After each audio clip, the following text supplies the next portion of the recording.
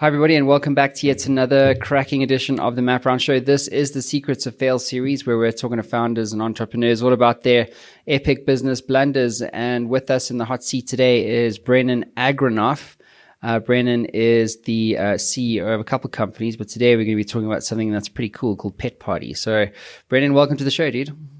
Awesome. Yeah, man. Thanks for having me on. Cool, brother. So look, why don't you kick us off with the elevator pitch? What the hell is PetParty? PetParty is kind of our solution for pet-loving people. So you basically can upload a picture of a dog, a cat, really any animal, and then we'll print it on socks, oven mitts. There's a variety of products, but they're mainly used for gifts around Christmas time. So how did this idea come about?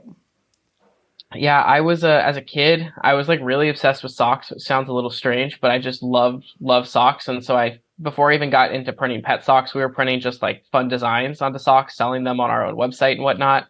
And then in like 2018, I saw this other company pop up selling them that was doing really well. And I was like, I already running a sock making facility. Might as well throw some dogs on them. And so started figuring out how that actually works. And then it's still going strong today.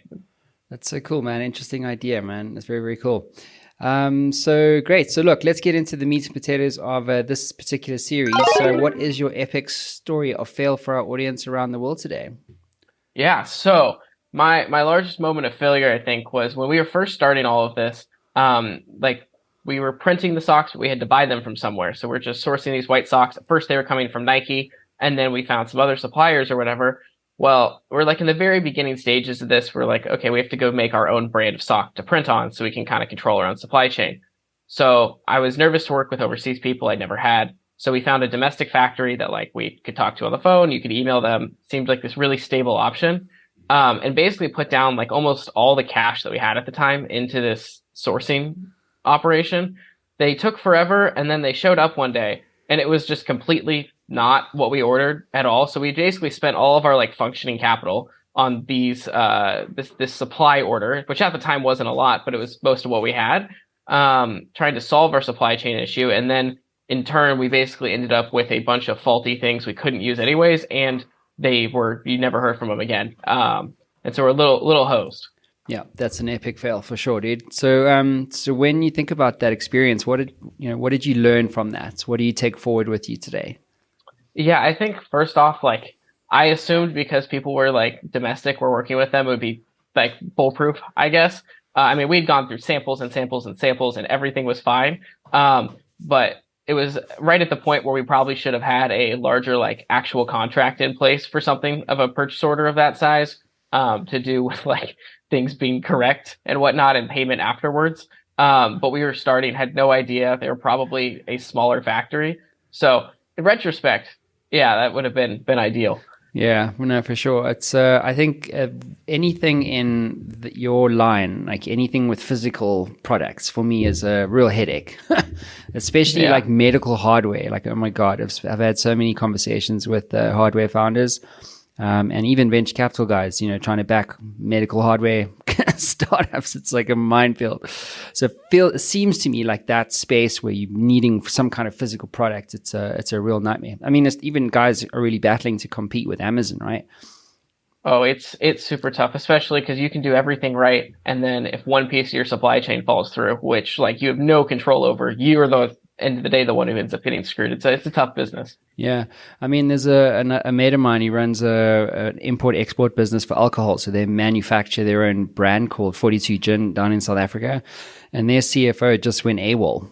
He just disappeared and didn't do what he was supposed to do from a stock perspective. So if you don't have stock, you can't sell anything. You know what I mean? It's like your business literally goes into a cash flow crunch, at speed. And so I don't know. I keep hearing the similar story. You know what I mean? It's scary. We also like deal with some people who like people we ship other product for too. Constant state of like how much cash can you convert into inventory?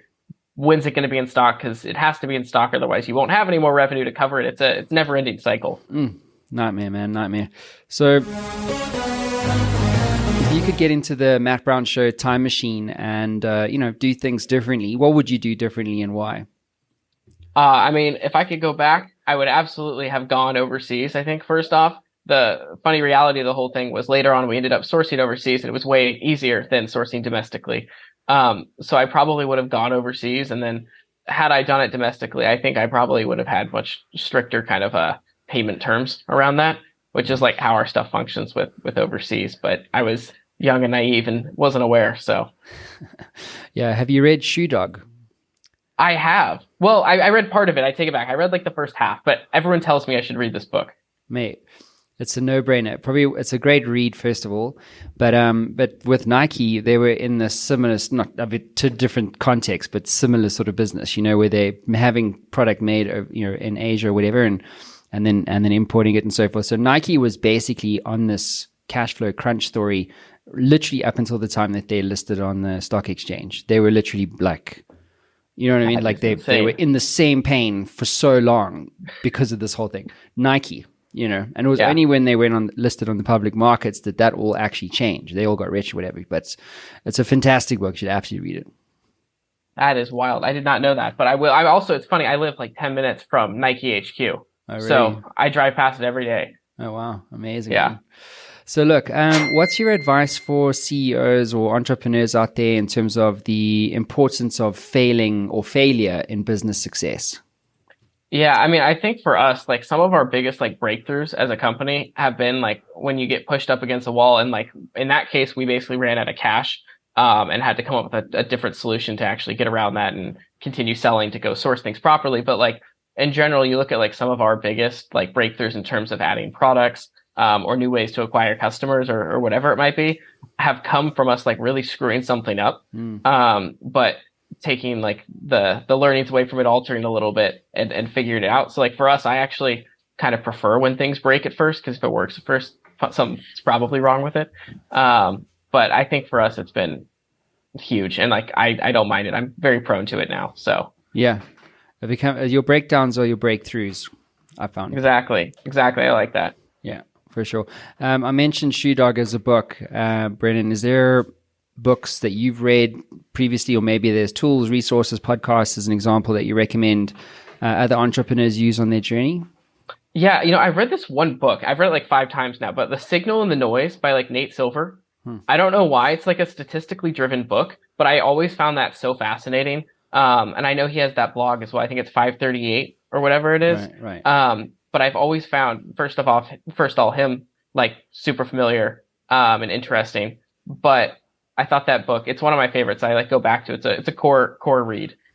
What's the premise of it? Signal and Noise. It at a high level like talks about how you are able, like in our day-to-day lives, like there's so many data points, right, all the time being thrown at you, and it's kind of like I guess sort of like a thought process or way to actually figure out what signals are within all of this data and how you filter that out from all the stuff that is constantly being thrown at you, and how to take that and like build, I guess, personal theses off of it. I'm going to check that out. I'm a big believer in signals and noise. And I think to your point, like if you can tune out the noise, like I think I actually try and, as in my business, I talk about signals all the time. So if someone like Googles you, like what are they going to find? And whatever they find are signals, right? And so if you Google like the Matt Brown Show, or my name, you'll find a shit ton of signals, that give me credibility. But for most entrepreneurs, I'm a great believer that to break through the noise, you actually have to have signals that you own. Anyway, conversation for another day, but I'm going to go check out that book. See, now you've piqued my curiosity, which is why I asked that question. But Brennan, listen, thanks, dude. You're how old are you? 23. Whew, amazing, man. I'd kill to be 23. Hey, I got all the time in the world, dude. All the time. How are you staying focused as a 23-year-old? Because you've got 2 companies. It's tough, and like I know we talked briefly about those 2. There's like 6 other side projects I'm working on too. I can't help myself, and I try to rationalize with myself that I'm 23 and I don't need to focus on something yet. Yeah. My productivity and business outcomes would probably be a lot better if I focused on one thing. Yeah. But like I feel like I'm still at an age where I want to learn as much as about everything, and soak everything in. And if I do that via business, fantastic. But it's the focus thing is a real issue for myself. But I know that I'm self-aware of that. Yeah, it's I'm also, but visionary founders are all the same. We get romanced by the shiny new thing, Exactly. Let's try this. Let's launch a new product line. Let's try this. What if we did fulfillment for blah, blah, but what I've learned as I've grown older, is that you have to choose. Like it takes discipline and courage just to pick one lane, but otherwise, there's always another idea, and the things that really scale are only ever scale. Like they really only ever scale only if you focus. Like that's the only, but it's like, it's hard. You have to choose that every day, right? And like, no, because you define yourself by what you say no to, not by what you say yes to. It's easy to say yes. But then your focus gets so thin, and all 10 of your businesses never scale. And then you have to cull the 9 for the one to actually start to grow. Yeah, it's that's the hardest part for me, is I like don't want to kill off my babies I've built. Like even though they're little things, like they work in my head, but yeah, the reality of it is it takes so much like focus just on to keep 2 things running. I can't imagine trying to realistically do anything seriously more, but we're working on the focus. We're getting there. Yeah. Well, look, I mean, dude, you can take the next 10 years and just make mistakes. Like that's how much time you've got. So I don't have that time, dude. That's funny. Well, look, you're a cool cat, brother, and wishing you and the rest of your team there all the very best of success. All right. Awesome. Well, I appreciate you having me on. Anytime. All right, guys.